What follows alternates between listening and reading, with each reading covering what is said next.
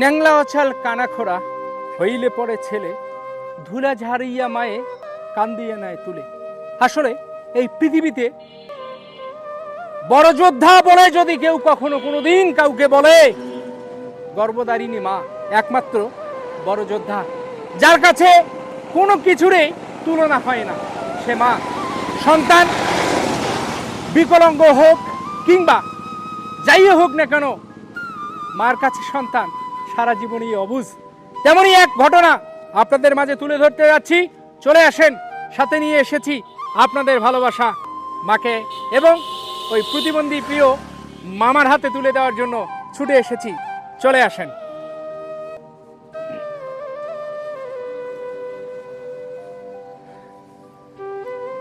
আপনারা দেখতে পাচ্ছেন এই যে মামা, ইনি আসলে সারাদিন এখানেই পড়ে থাকেন। মা কষ্ট করে নিজে কোলাই করে ঘরে নিয়ে যান, আবার বাহিরে এনে বসায় রাখেন, ঠিক এমনি করে সারাটা দিন এখানে পড়ে থাকেন। আসলে আমরা সচল, আমরা চলতে পারি, পৃথিবীর বিভিন্ন দৃশ্য বিভিন্ন অবস্থান আমরা দেখতে পারি, বুঝতে পারি। উনি পড়ে আছেন, দেখেন, আপনারা নিজেরাই দেখতে পাচ্ছেন, উনি নিজেও বুঝতে পারেন না। তো এটা বড় কথা না। আমরা এখন এই দুঃখিনী সন্তানের মায়ের সঙ্গে একটু কথা বলবো।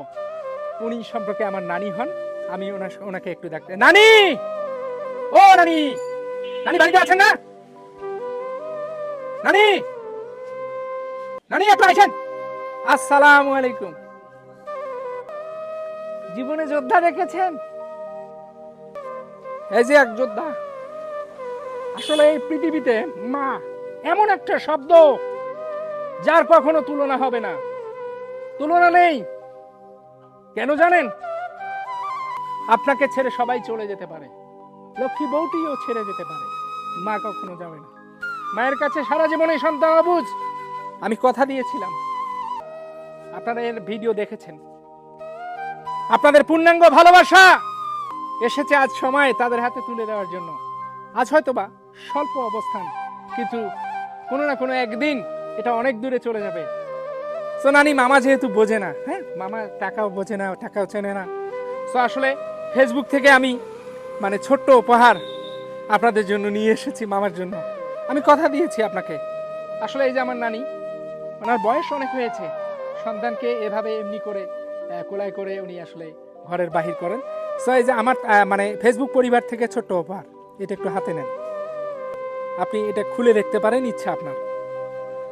এই যে এই দিক দিয়ে খুলে দেখতে পারেন, ছোট্ট উপহার। বাইর করেন, কি আছে? এটা কি কি টাকা? এটা এটা কি টাকা? হ্যাঁ, কত টাকার নোট এগুলেন? 500 টাকার নোট দুইটা আছে। স্বল্প পেয়েছি আমি, ইনশাল্লাহ অদূর ভবিষ্যতে যখন আমি পাবো, এনারা থাকবে, এনাদেরকে আমার প্রতিবন্ধী ফান্ড থেকে প্রতি স্টেপে অবশ্যই সহায়তা করা হবে। কোনো টেনশন করবেন না, ইনশাল্লাহ। আমার প্রতি তো বিশ্বাস আছে, আলহামদুলিল্লাহ। তো আপনাকে কেমন লাগতেছে নানি, একটু বলেন। খুশি কেমন লাগতেছে? খুশি একটু করতেছে, খুশি লাগতেছে, আলহামদুলিল্লাহ। এটা ঈদের জন্য, ঈদের ছোট্ট উপহার। ঈদে আসলে ভালো কিছু মামার জন্য আনবেন, তো অবশ্যই আমার জন্য দোয়া করবেন, এবং সকলের উদ্দেশ্যে কিছু বললে আপনি বলতে পারেন। সকলের উদ্দেশ্যে কিছু বলেন। হ্যাঁ, কিছু বলেন, এই দিক দিয়ে বলেন। কেমন লাগলো আপনাকে এই টাকা পেয়ে? খুশি লাগছে? টাকাতে খুশি খুশি লাগছে।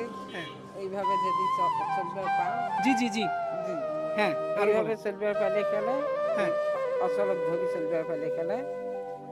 ধন্যবাদ, মাশাআল্লাহ, অসংখ্য ধন্যবাদ।